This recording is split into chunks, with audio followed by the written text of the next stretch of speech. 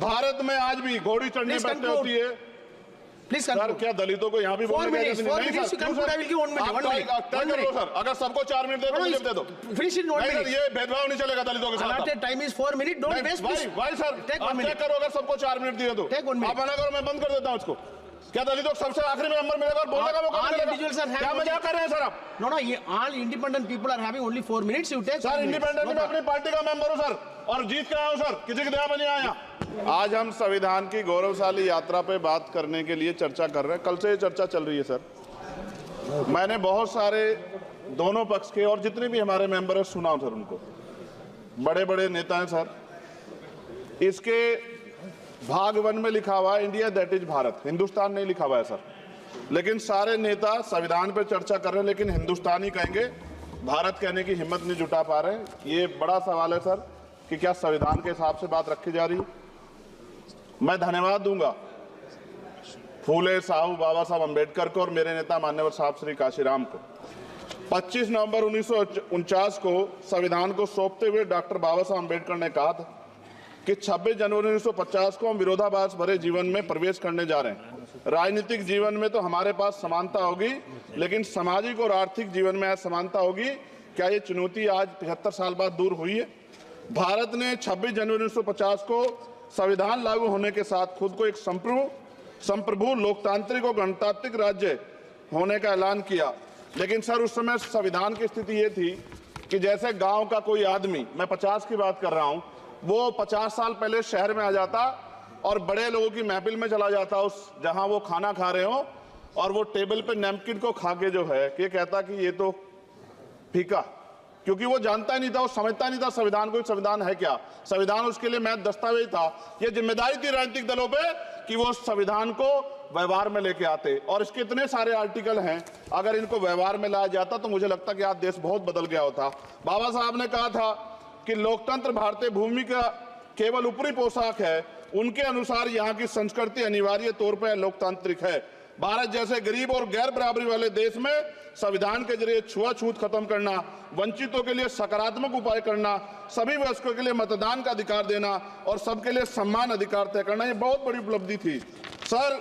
ये संविधान है कि आप वहां बैठे हैं और मैं यहाँ खड़ा होकर अपनी बात रख रहा हूं, और इस देश में आदिवासी महिला के तौर पे जो है राष्ट्रपति बनी है, और प्राइम मिनिस्टर तो नहीं बना, लेकिन शेड्यूल कास्ट के बड़े नेताओं को भी जो है राष्ट्रपति बनने का मौका मिला। ये संविधान की देन। अगर वोट हम पे नहीं होता तो शायद अमीर और जो राजा महाराजा खुद को मानते हैं हमारी गलियों तक नहीं आ पाते, हमारे हाल नहीं जान पाते। आजादी का मतलब सर सिर्फ अधिकार पाना भर नहीं है, इसके लिए हमारे संविधान में सरकार और नागरिकों के अधिकारों के साथ साथ उनके कर्तव्यों का विस्तार से उल्लेख किया गया है।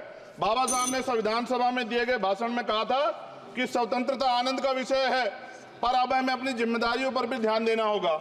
संविधान ने सुनिश्चित किया कि रानी के पेट से राजा जन्म नहीं लेगा, वोट से नेता तैयार होगा। आर्थिक बराबरी के लिए सरकार क्या कर रही है? गरीब और गरीब हो रहा है और अमीर हो रहा है। सुबह उठते कहीं बम की धमकी मिलती, कहीं दंगे की। ये अमृत काल है सर, यह धमकी काल है। कितना बढ़ रहा है आर्टिकल 15 सर। भारत में आज भी घोड़ी चढ़ने बैठने होती है।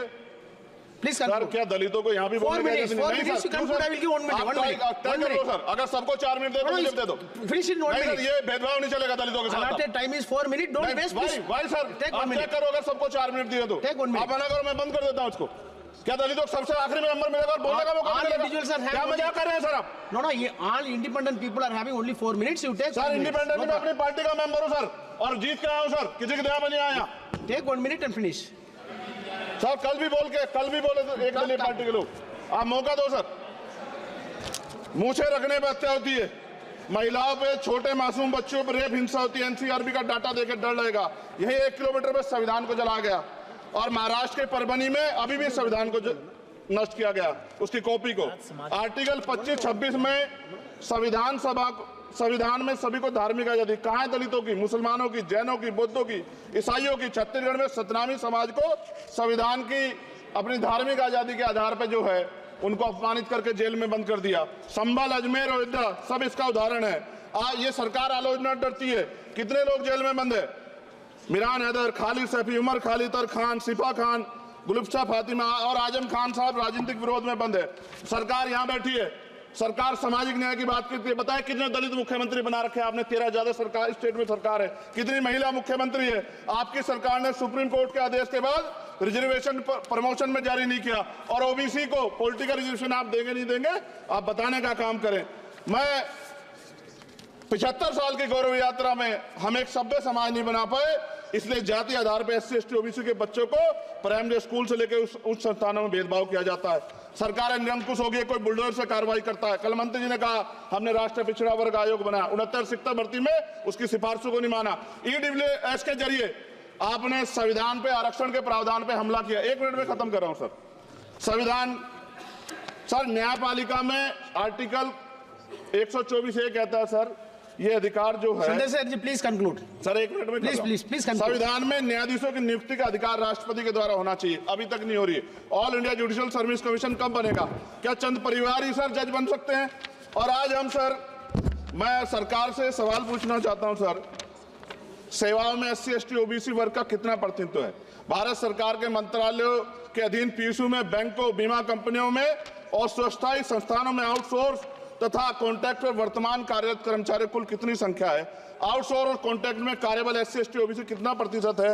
निजी क्षेत्रों में कार्यरत कर्मचारी उनके SC ST OBC की वर्ग लाभ। सर खत्म कर, लास्ट पॉइंट सर। सर मैं फिर स्पष्ट तौर पर कह रहा हूं सर, यहां बैठे SC और OBC के मेंबर से कह रहा हूं सर, उनको सामाजिक जिम्मेदारी का ध्यान भी रखना चाहिए। पार्टी के प्रति वफादारी के साथ साथ अपने वर्गों के प्रति ईमानदारी भी रखनी चाहिए। ईमानदारी नहीं होगी तो इन वर्गों का भला नहीं हो सकता, और हमें बहुत सरकारों से उम्मीद नहीं है। बहुत बहुत धन्यवाद सर। Thank you. बहुत बहुत धन्यवाद सर।